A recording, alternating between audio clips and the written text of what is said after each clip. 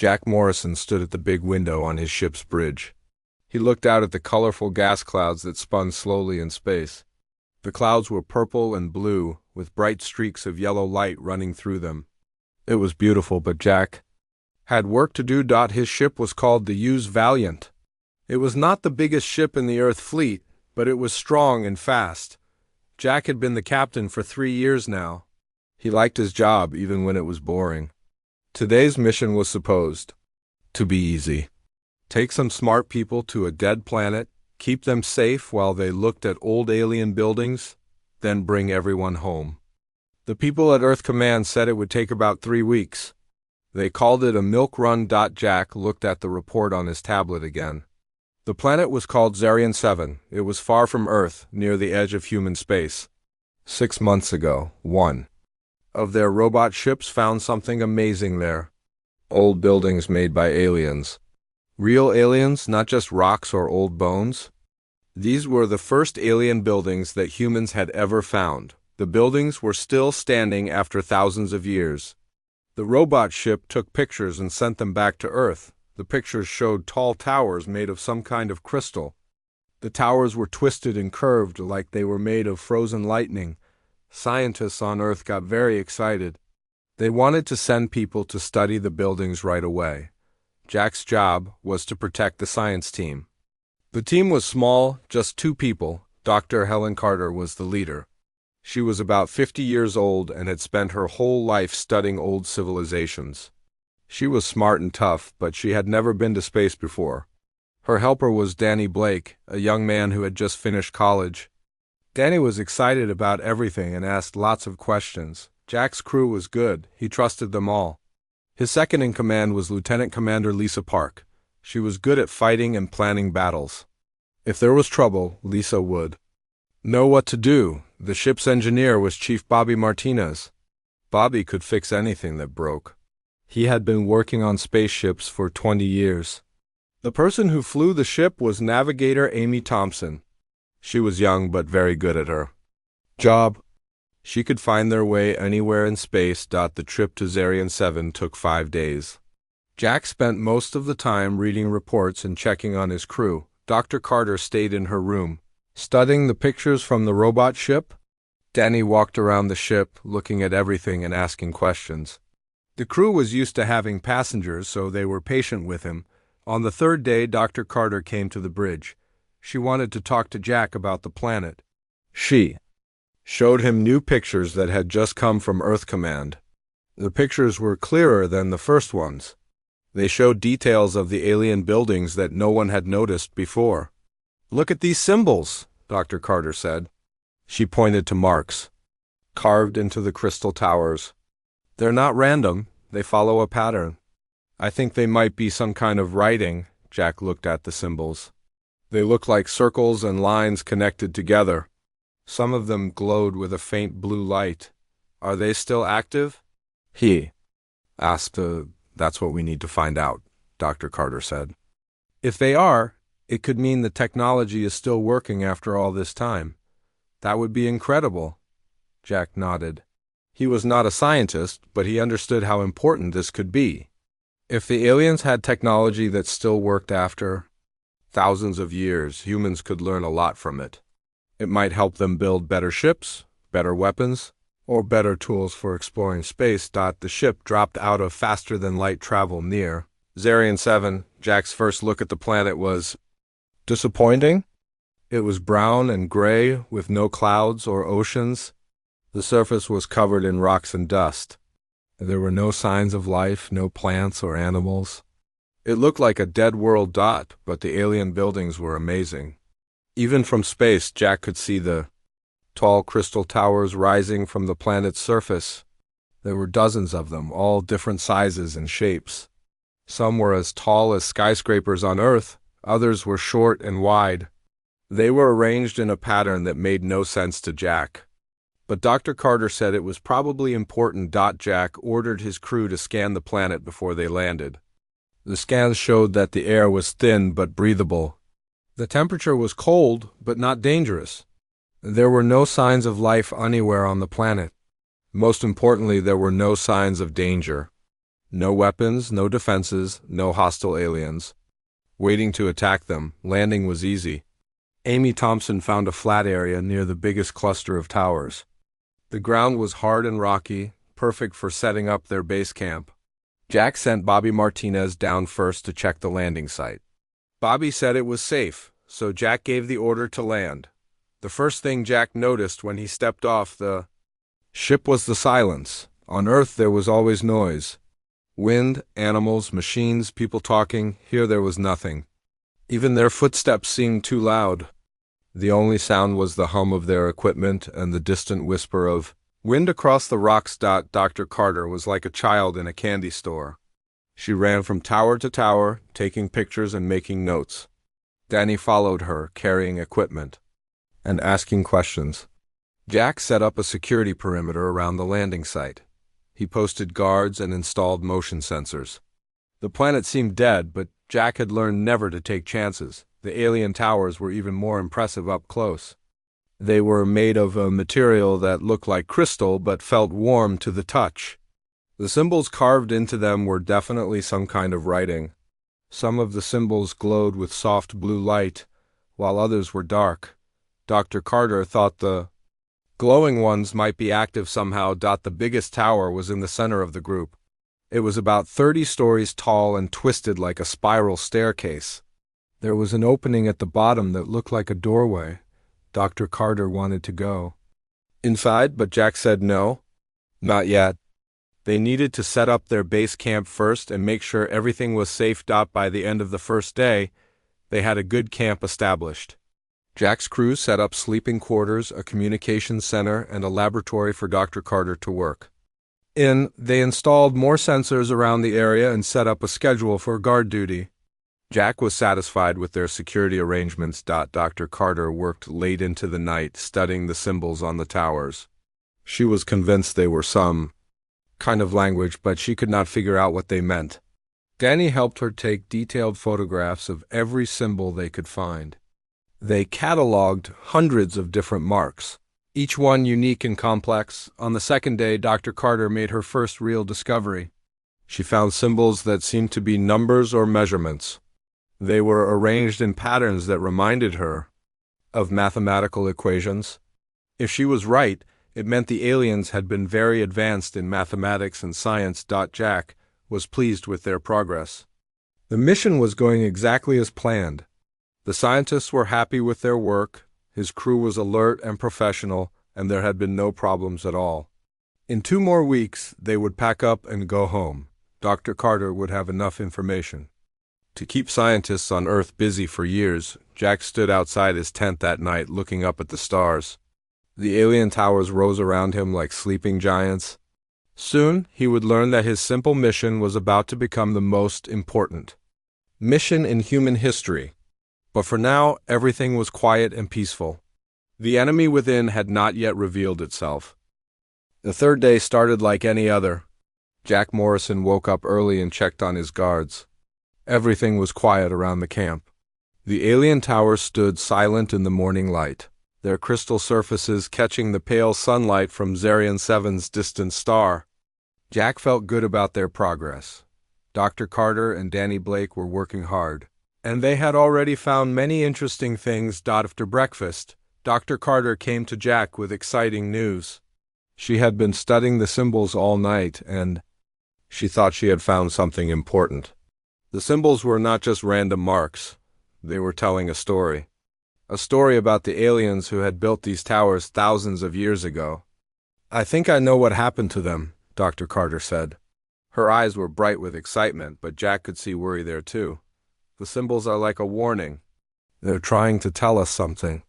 Jack followed Dr. Carter to the biggest tower. Danny was already there, setting up equipment near the entrance. The doorway was tall and narrow, just wide enough for one person to walk through.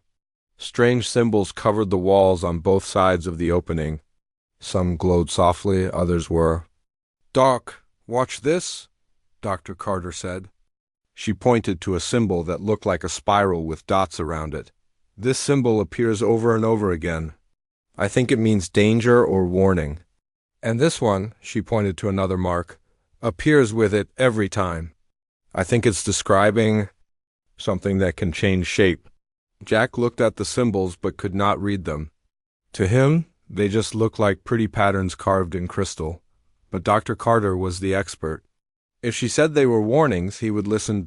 Danny was excited about going inside the tower. He had been asking Dr. Carter about it since they arrived. The young man was eager to explore and discover new things. Jack understood that feeling, but he was also careful. Unknown places could be dangerous. Let me go first, Jack said. I'll check if it's safe, Dr. Carter nodded. She knew Jack was just doing his job. Jack called Lisa Park on his radio and told her where he was going. Lisa was back at the ship, monitoring their communications and watching for any problems. The inside of the tower was amazing. The walls were smooth crystal that glowed with soft blue light. The light seemed to come from inside the crystal itself, not from any external source. The air inside was warm and smelled strange, like metal and flowers mixed together. Jack had never smelled anything like it. The tower was mostly empty inside. There were no rooms or furniture, just a big open space that went up and up.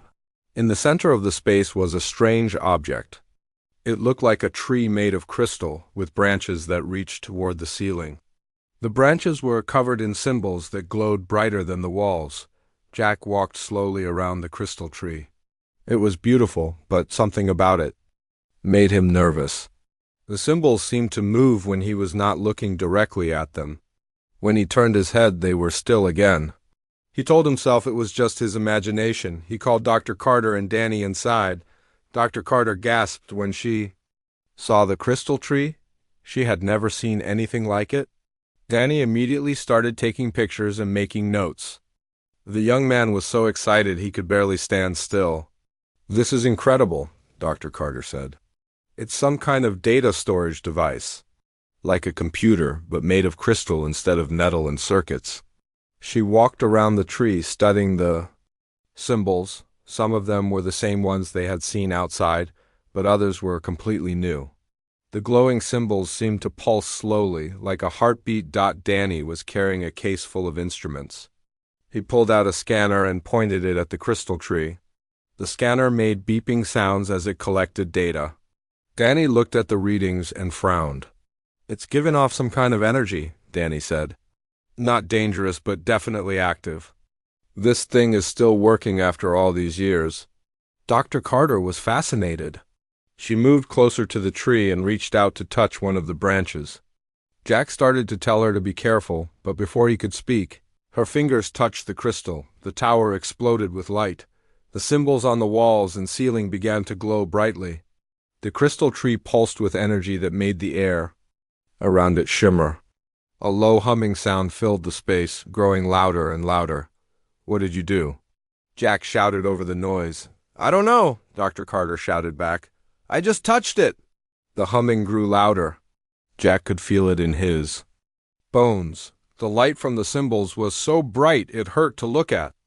Danny was trying to take readings with his instruments, but they were going crazy. The scanners beeped and clicked like angry insects. Then suddenly the crystal tree began to project images into the air.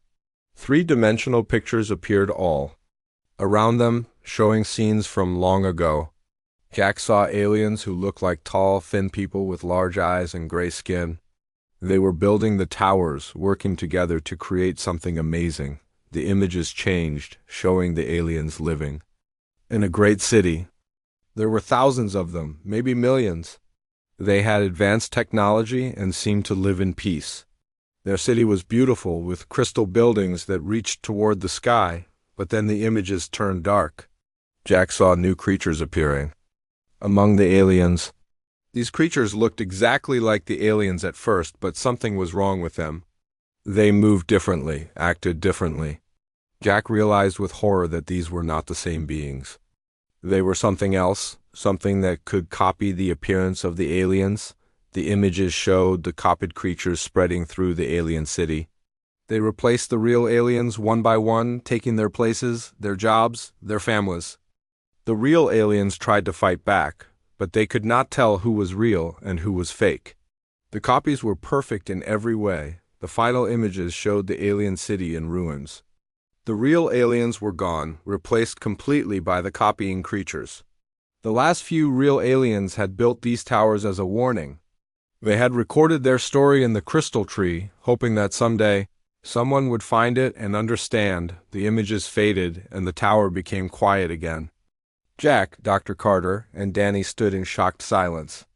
They had just witnessed the destruction of an entire civilization by creatures that could perfectly copy any living being. "They called them the Mimic," Dr. Carter whispered. She had been studying the symbols during the projection. The copying creatures. They consume other species by replacing them completely. Jack felt cold fear growing in his stomach. Are they still alive? Are they still out there? Before Dr. Carter could answer, Jack's radio crackled to life. Lisa Park's voice came through, tense and worried. "Captain, we have a problem. Unknown ships are approaching the planet. They're moving fast, and they're not responding to our communications." Jack looked at Dr. Carter and Danny. The crystal tree had not just shown them the past. It had sent a signal into space, announcing their presence to anyone who might be listening. The Mimic had found them. "How long until they get here?" Jack asked into his radio. "At their current speed, about 6 hours," Lisa replied. "Captain, there's something else. I'm getting a communication from the lead ship. It's coming from Fleet. Admiral Harrison Cole." Jack's blood turned to ice. Admiral Cole was the highest-ranking officer in Earth's space forces. He was supposed to be on Earth, thousands of light years away. There was no way he could be here unless... "Put him through," Jack said quietly. A familiar voice came through the radio. Jack had heard Admiral Cole speak many times before. The voice was exactly right, every word pronounced perfectly. "Commander Morrison, this is Admiral Cole. Thank you for activating the alien device. We have been waiting for someone to do that for a very long time. We are very interested in meeting your species." The voice was perfect, but the words were wrong. Admiral Cole would never speak like that. He would never thank someone for breaking protocol. And he would never say, "your species," when talking to another human. Jack looked at Dr. Carter and Danny. The enemy was already here, wearing the face of Earth's most trusted leader. The simple mission had become a trap, and they had walked right into it. Jack Morrison ran out of the crystal tower with Dr. Carter and Danny Blake close behind him. His mind was racing. The voice on the radio had sounded exactly like Admiral Cole, but something was terribly wrong. The real Admiral Cole would never be in this part of space. He would never speak to Jack the way that voice had spoken. "Get back to the ship now," Jack shouted to his team. They ran across the rocky ground toward the UES Valiant. Jack's boots slipped on the loose stones, but he kept running. Behind them, the alien towers continued to glow with the strange energy they had awakened. Lisa Park was waiting for them at the ship's entrance. Her face was tight with worry. "Captain, the unknown ships are getting closer. They're not like anything in our databases." "The shapes keep changing," Jack nodded grimly. That made sense now. The Mimic ships would not look like normal spacecraft. They would be as fluid and changeable as the creatures that built them. "Get everyone inside," Jack ordered. "Seal the ship and prepare for emergency launch." "What about the equipment?" Danny asked. "We left everything at the camp." "Forget the equipment," Jack said. "We need to get out of here alive." But as they entered the ship, Jack realized they had a bigger problem. If the Mimic could perfectly copy humans, how could he know that his own crew was safe? The creature pretending to be Admiral Cole had known exactly where they were and what they were doing. Someone had been feeding information to the enemy. Jack gathered his senior officers in the ship's meeting room. Lisa Park, Bobby Martinez, and Amy Thompson sat around the table. Looking confused and worried, Dr. Carter and Danny joined them. Jack looked at each face carefully, trying to see if anything was wrong. "We have a serious problem," Jack began.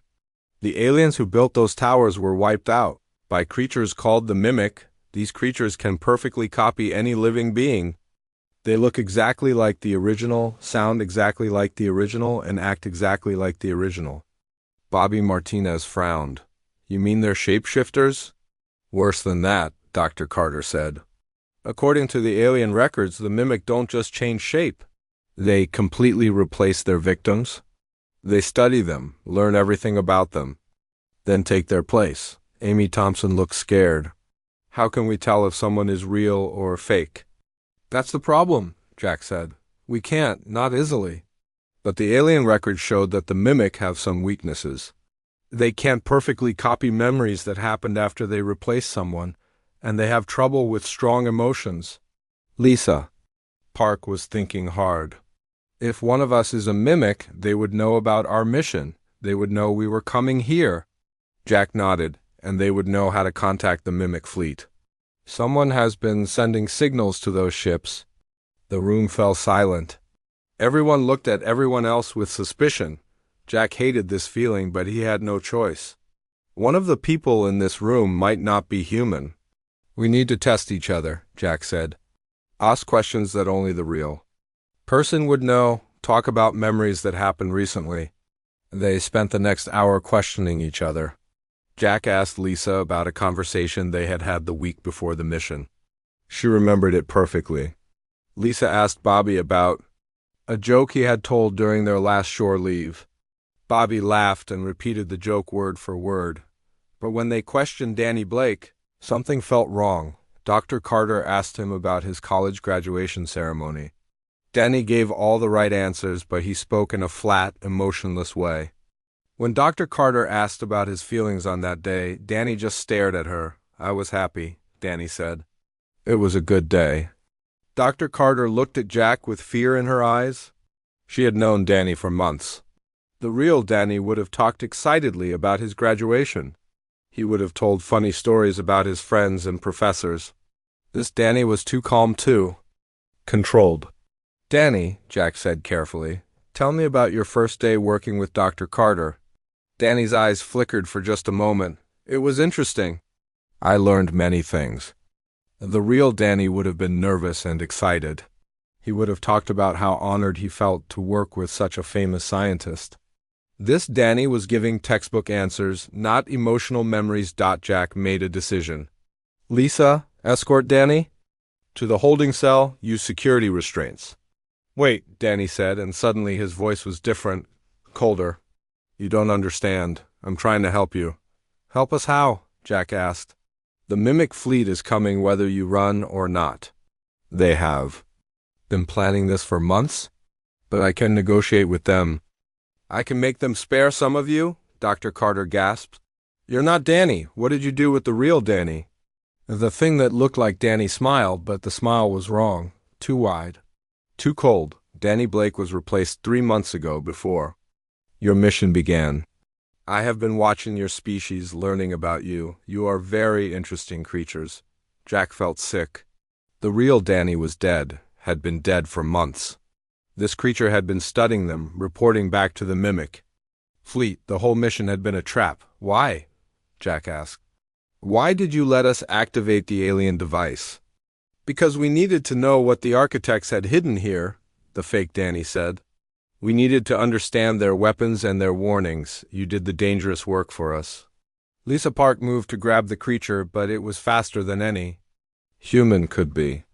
It twisted away from her and ran toward the ship's exit. Jack and his crew chased after it, but the thing that looked like Danny was already gone, vanished into the maze of alien towers.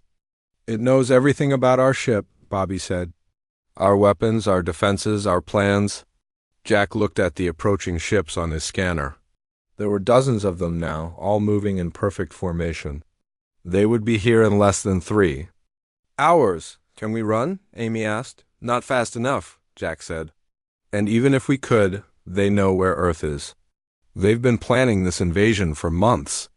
Dr. Carter was still studying the data from the alien device. There might be another way, she said. The architect records mention a weapon. Something that can hurt the mimic. What kind of weapon? Jack asked. A frequency weapon. The mimic are vulnerable to certain electromagnetic frequencies. It disrupts their ability to hold their copied forms. Bobby Martinez looked interested. Could we modify our ship systems to generate that frequency? Maybe, Dr. Carter said. But it would be dangerous. If we get it wrong, we could overload our power systems and destroy the ship. Jack looked at his crew. They were scared, but they were also determined. They had discovered humanity's greatest enemy, and they had learned how to fight it. But they were just one small ship against an entire fleet. "How long do we have?" Jack asked. 2 hours until the Mimic fleet arrives, Lisa said. Maybe less. Then we get to work, Jack said. Bobby, start modifying the ship's systems. Dr. Carter, give him everything you learned from the alien records. Lisa, prepare our weapons. Amy, plot a course back to Earth. What about the fake Danny? Amy asked. It's still out there. Let it go, Jack said. We have bigger problems now. As his crew rushed to prepare for battle, Jack looked out at the alien towers one last time. The beings who built them had tried to warn the universe about the Mimic. Now it was humanity's turn to fight. They were outnumbered and outgunned, but they had something the Mimic didn't expect. They had the truth, and they had a weapon. It might be enough to save Earth. It had to be enough. Bobby Martinez worked faster than he had ever worked before. His hands moved quickly over the ship's control panels, rewiring circuits and adjusting power settings. Sweat dripped down his face as he tried to turn the used Valiant into a weapon. That could hurt the Mimic. How much time do we have? Bobby asked without looking up from his work. 1 hour and 20 minutes, Lisa Park replied from the bridge. She was watching the enemy ships on her scanner. They were getting closer, and there were more of them now. At least 50 ships, all moving in perfect formation. Dr. Carter stood beside Bobby, reading data from her tablet. The alien records were complex, but she was starting to understand how the frequency weapon worked. The Mimic used some kind of energy field to hold their copied shapes. If they could disrupt that field, the creatures would lose their disguises. The frequency needs to be exactly right, Dr. Carter said. Too high or too low, and it won't work. The architects were very specific about the numbers. Bobby nodded and continued his work. He was connecting the ship's main communications array to the power generators. Normally, the communication system was used for sending messages across space. But if he could boost the power and adjust the frequency, it might work as a weapon. Amy Thompson was at her navigation station, plotting the fastest route back to Earth, but Jack had not given the order to run yet. He was standing at the bridge window, looking out at the alien towers. The crystal buildings were still glowing from the energy they had awakened. Captain, Amy said, if we leave now, we might be able to stay ahead of them. Jack shook his head. They're faster than us, and they know where Earth is. Running won't solve anything. On the scanner, the enemy ships were taking positions around the planet. They were not attacking yet, just surrounding Zarian 7 like hunters surrounding prey. Jack realized they were waiting for something. Why aren't they attacking? Lisa asked. Jack thought about it. They want us alive. They want to study us more before they replace us. The communication system crackled to life. The voice of Admiral Cole filled the bridge again. It sounded exactly like the real Admiral, but Jack knew it was a lie. Commander Morrison, this is Admiral Cole. I'm ordering you to surrender your ship immediately. Lower your shields and prepare to be boarded. Jack picked up the microphone. This is Commander Morrison. I don't know what you are, but you're not. Admiral Cole, there was a pause. Then the voice came back, but it was different now. Colder, more mechanical. You are correct, Commander. I am not your Admiral Cole. I am something much better. I am perfect. I do not make mistakes. I do not have doubts. I do not have fears. You're a copy, Jack said. A fake. You'll never be as good as the real thing. We shall see, the voice replied. We have been studying your species for months. We know your weaknesses. We know your fears. We know how you think. Jack looked at his crew.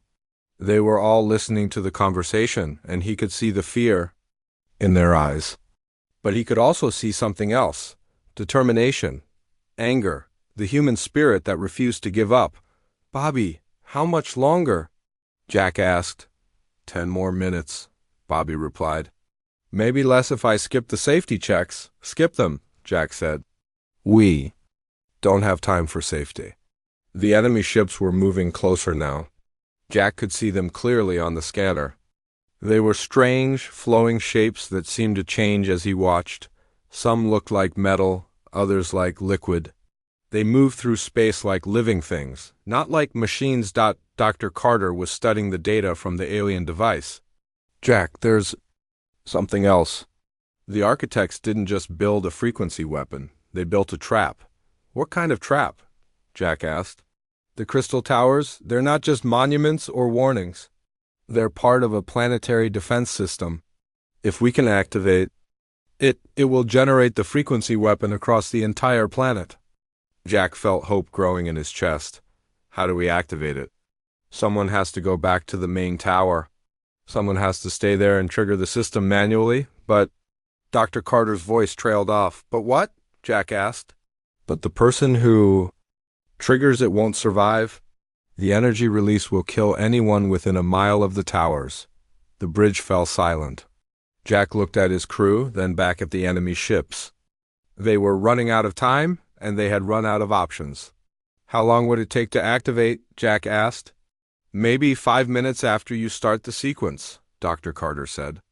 But you'd have to stay at the control panel the whole time. If you leave, the system will shut down. Jack made his decision. Lisa, you're in command. Take the ship and get back to Earth. Warn them about the mimic. Tell them everything we learned. Captain, no, Lisa said. We can find another way. There is no other way, Jack said. This is our only chance to stop them. Bobby looked up from his work. Captain, the ship modifications are almost done. We could try to fight them. Jack shook his head. 1 ship against 50? We wouldn't last 10 minutes. But if I can activate the planetary weapon, we might take most of them with us. Amy Thompson was crying. There has to be another way. We can't just leave you here. You're not leaving me, Jack said. You're completing the mission. You're saving Earth. The enemy ships were very close now. Jack could see smaller ships launching from the main fleet. Boarding parties coming to capture the human crew. They had maybe 5 minutes before the enemy reached them. Lisa, get everyone to the escape pods, Jack ordered. Launch them toward the far side of the planet. Stay hidden until I activate the weapon. I'm not leaving you, Lisa said. That's an order, Lieutenant Commander, Jack said firmly. Take command and complete the mission. Lisa's face was hard, but she nodded. Yes, sir. It's been an honor serving with you, Captain, Jack smiled at her. The honor was mine. His crew moved quickly to prepare the escape pods. Dr. Carter gave Jack her tablet with all the information about the alien weapon. Bobby finished his work on the ship's systems and showed Jack how to operate the frequency generator. If the planetary weapon doesn't work, use this, Bobby said. It won't be as powerful, but it might give you a chance. Jack took the control device. It was small and simple, just a few buttons and a power switch. Hard to believe something so small could be a weapon. The enemy boarding ships were almost at the U's Valiant. Jack could see them through the bridge window, dark shapes moving against the stars. In a few minutes, they would be inside the ship. Go, Jack told his crew. Go now. One by one, his crew said goodbye. Lisa was the last to leave. She saluted Jack formally, then turned and ran toward the escape pods. Jack was alone on the bridge now. He looked out at the alien towers and took a deep breath. His simple mission had become the most important mission in human history. He would not fail. The enemy ships reached the UES Valiant just as the escape pods launched. Jack watched on his scanner as his crew escaped into space. The enemy would be aboard his ship in minutes. Jack picked up Dr. Carter's tablet and started running toward the main tower.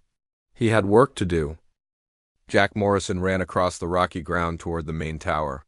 Behind him, he could hear the sounds of the mimic boarding his ship, metal boots on metal floors.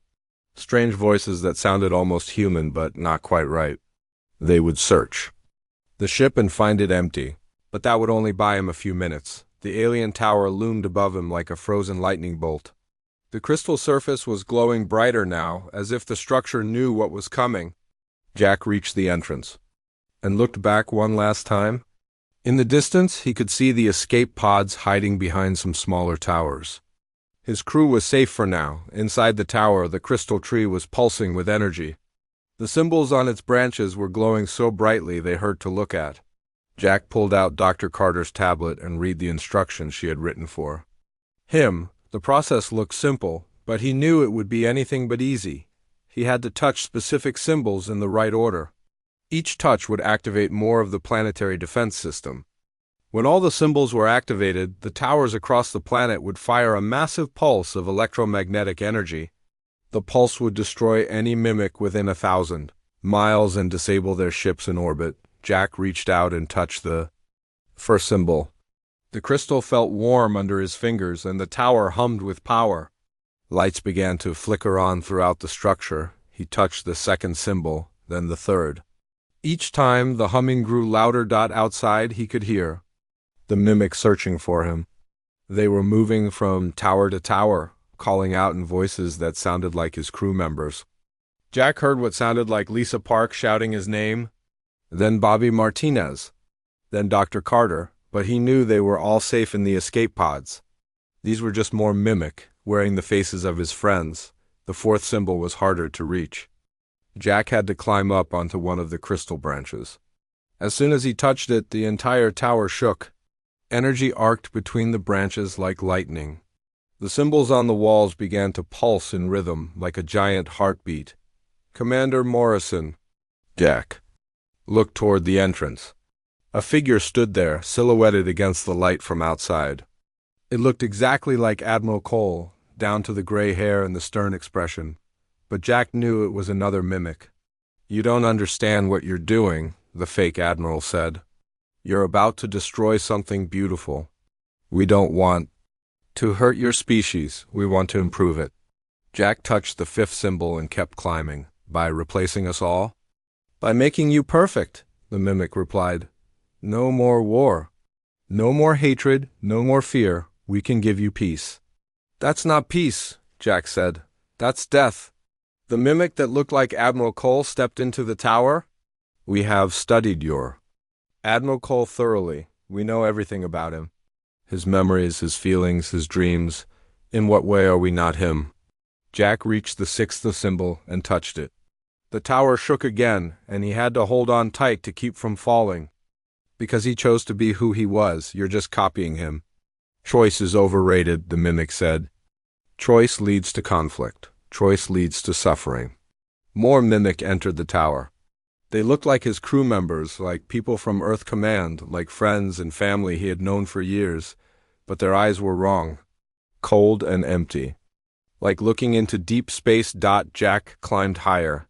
The seventh symbol was near the top of the crystal tree. As he reached for it, one of the mimic grabbed his leg. It looked like Danny Blake, but its grip was impossibly strong. "Please don't do this," the fake Danny said. "We can help humanity become something greater." Jack kicked hard and broke free. He touched the seventh symbol, and the entire planet began to shake.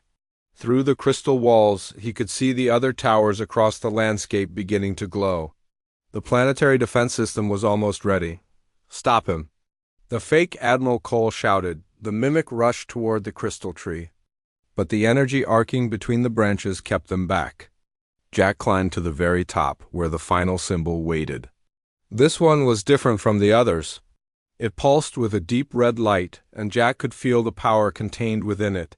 He looked down at the mimic gathered below. They were no longer pretending to be human. Their forms were shifting and changing, showing their true nature. They were like living shadows, dark and fluid, with no fixed shape. "You cannot stop us," one of them hissed. "Even if you destroy this fleet, there are others. We have already spread to dozens of worlds." "Maybe," Jack said. "But Earth won't be one of them." He pressed his hand against the final symbol. The world exploded with light. Energy erupted from every tower on the planet, shooting up into the sky like pillars of fire. The electromagnetic pulse spread outward in all directions, moving faster than light itself. Jack felt the energy rushing through him, and he knew he was dying. But he also knew it was working. In orbit above the planet, the mimic ships convulsed as the pulse hit them. Their fluid forms began to break apart as the energy disrupted their control over matter. Ships that had looked solid became liquid, then gas, then nothing at all. The creatures inside were dying, their copid forms collapsing back into their original state.